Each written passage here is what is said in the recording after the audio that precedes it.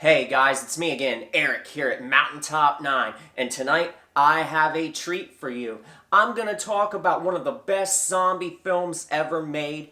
It's a movie from 1972 called Children Shouldn't Play with Dead Things. It was written and directed by Bob Clark. Now, an interesting note about this film is the fact that Bob Clark, he went under the name Benjamin Clark on the credits. Now, I listened to a commentary track on the DVD for this film, and Alan Ormsby said it was probably because Bob didn't want to be pigeonholed as a horror film director. So that's most likely why he went under the name Benjamin Clark on this film. Now, why he did that for this film, but on Death Dream and Black Christmas he went as Bob Clark, that's forever a mystery. I guess he changed his mind when he got to those movies. But anyway, moving along, Bob Clark wrote this film. He wrote the screenplay in 10 days. And this movie was shot on a budget of only $50,000, so it was super low budget film. The thing about Children Shouldn't Play with Dead Things that I must point out is that a lot of times this movie gets labeled as a horror comedy,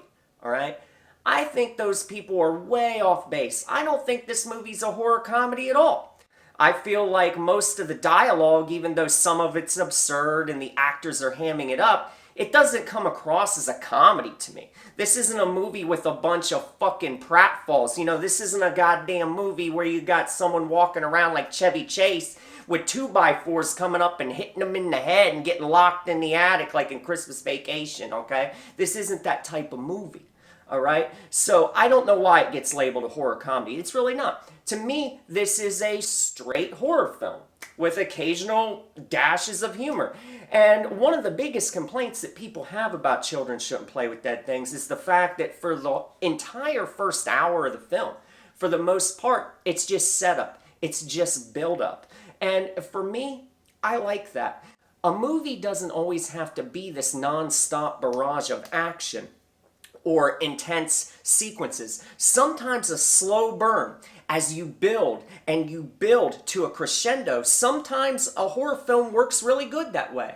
I'm not saying that you can't have a movie that doesn't have non-stop intensity. I mean, the biggest influence on Children Shouldn't Play with Dead Things is Night of the Living Dead. Now, what did they do in Night of the Living Dead? That movie has constant intensity. The tension is simmering at a high level throughout almost the entire running time. Well, in Night of the Living Dead, that works. They also had a larger budget in Night of the Living Dead. You know, Children Shouldn't Play with Dead Things had a fraction of the budget that Romero and company had. So since this movie already had to deal with budget constraints, it's kind of hard to have a film that just has sequence after sequence of dazzling effects and zombies coming out of the fucking ceiling here and there and everywhere else. So instead of going that route, Bob Clark decided, well, let's just make a movie where it just builds and builds, and we have, you know, dialogue and stuff like that to just build characterization, and I think that really works. I've noticed people complain about this shit with other horror films that I really like, where they'll say, oh, it takes forever to get going. Well, some movies need time to develop character and set up the horror that comes later. That way, when the horror does come, it's that much more powerful, because you've been kind of lulled into a certain sense of complacency, and then the horror really comes out and grips you by the throat towards the end. But anyway, before I get into more about the plot, let me tell you some of my fondest memories of this film. When I was a kid, I used to go to this video rental store, okay? It was called Gemstone Video, all right? And this place had a nice big horror section, let me tell you, and they had clamshells, big boxes, the works. I remember walking through the horror aisles at this place and seeing the big box Continental Video for Class Reunion Massacre staring me right in the face, and also seeing the big box for Blood Feast, and just seeing all of these cool horror covers. And one thing that always jumped out to me, I'll never forget it, the first time I laid my eyes on the Gorgon clamshell, Children Shouldn't Play with Dead Things, just something about that cover, man, it just always enraptured my mind. It's just so cool looking. That's just the best word for it. It's just supremely cool. Now that is horror artwork right there, my friends, and it's always stayed with me. It's been one of my favorite covers forever and ever. So when I finally did watch this movie, to me, it really lives up to that cover because there is an atmosphere about children shouldn't play with dead things. And that's why I don't understand when people label this movie a horror comedy. This movie has an uneasy atmosphere all throughout the runtime. You know, it's set on this little island, and this group of people, they're surrounded by a big cemetery. The movie's shot entirely at night. You see all these gravestones. There's fog amongst the trees. There's an old abandoned house, and then you have the very unsettling, soundscape that Carl Zittrer conjures up. And this composer, and he worked with Bob Clark and Alan Ormsby on other horror films.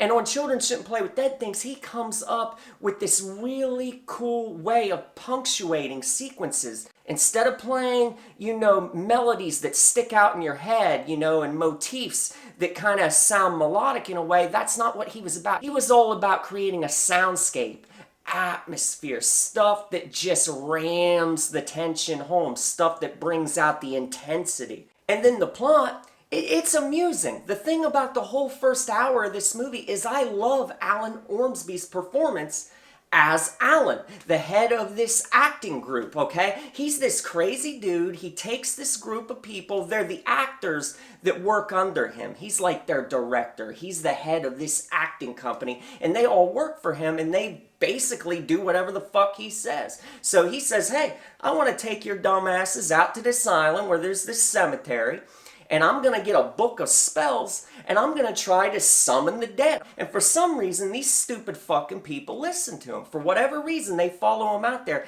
And he constantly holds this threat over their heads that if they don't do exactly what he says, he'll fire their asses. So they go along with Alan, even though they don't like what he's doing. And he ends up getting this book, like I said, and he reads a satanic spell. And in addition to this, they dig up a corpse. And the body, okay, this dead man's body, his name is Orville. Well, anyway, Alan, he ends up subjecting this dead body to all kinds of desecration. He's basically defiling the dead because he's making a mockery of this dead guy. And the rest of the acting troupe, they keep saying to him, Alan, what are you doing? This is wrong. You shouldn't be doing this. This is a dead man. He deserves respect. Let's lay him back in his fucking tomb and cover him up and call it a day. But no, Alan just keeps up with the insults and he keeps up, making a mockery of this guy. He takes the body back to the abandoned house and they hold a mock wedding where he pretends that he's marrying Orville, the dead body.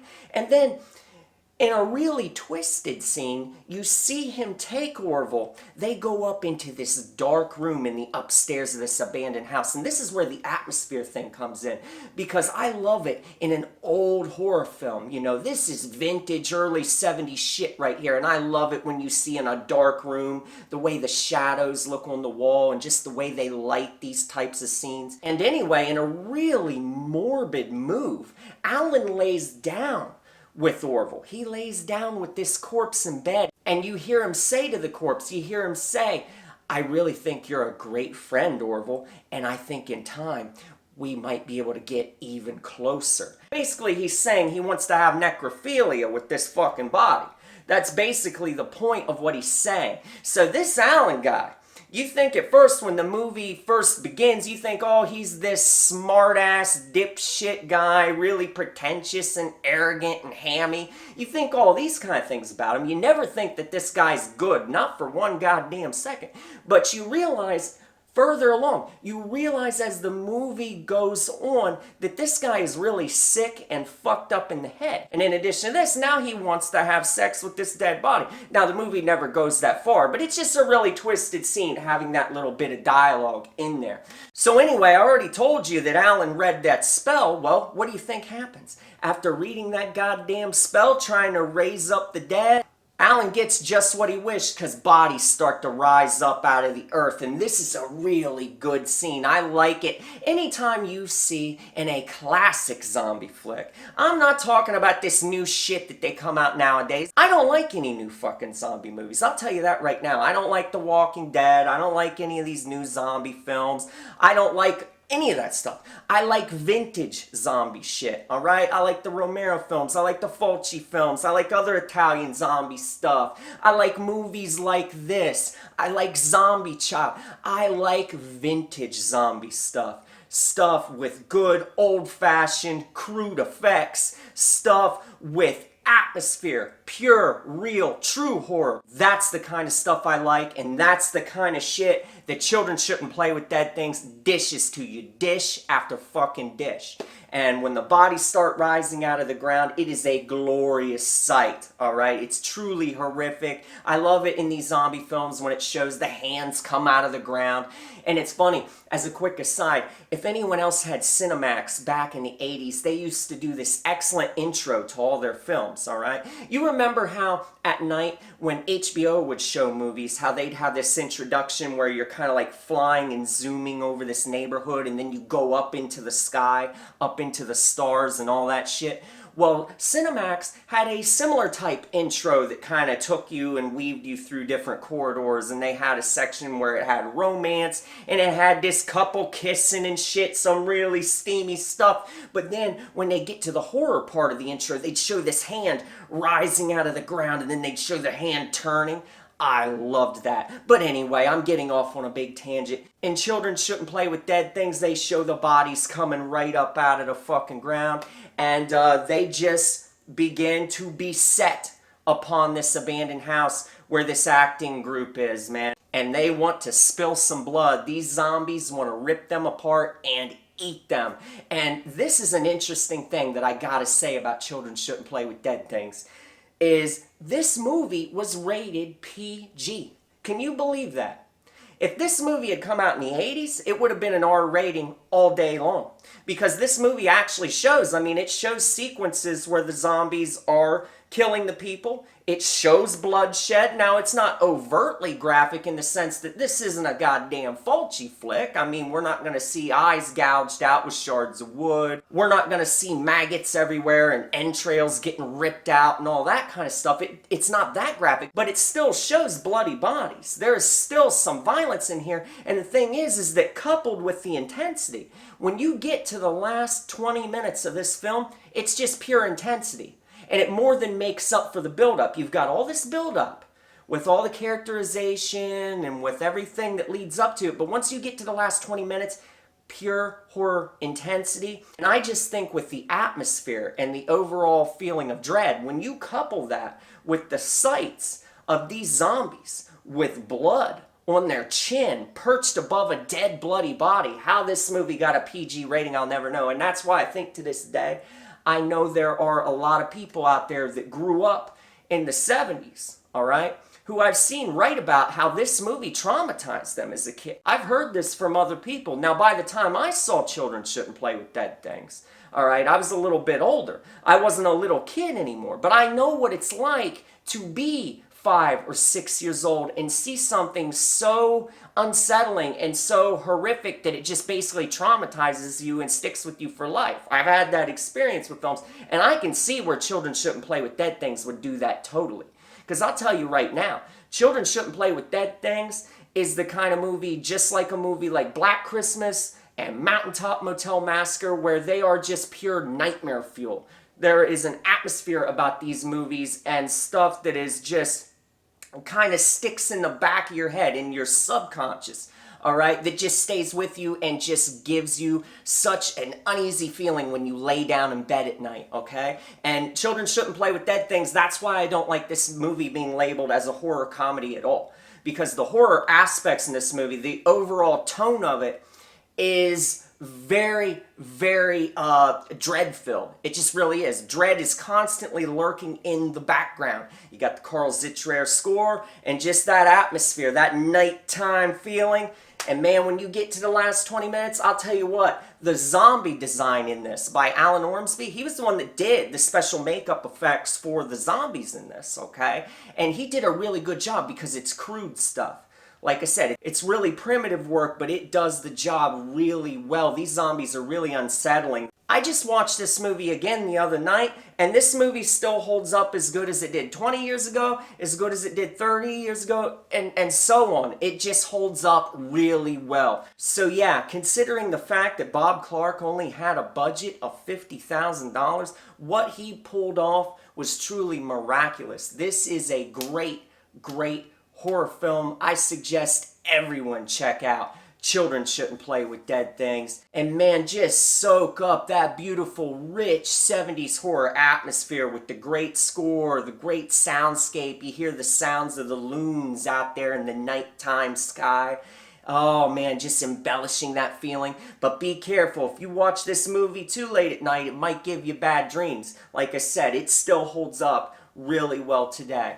So anyway, guys, leave me a comment down in the comment section. Let me know what you think of this great, great horror film. And guess what, guys? I'll be seeing you again real soon.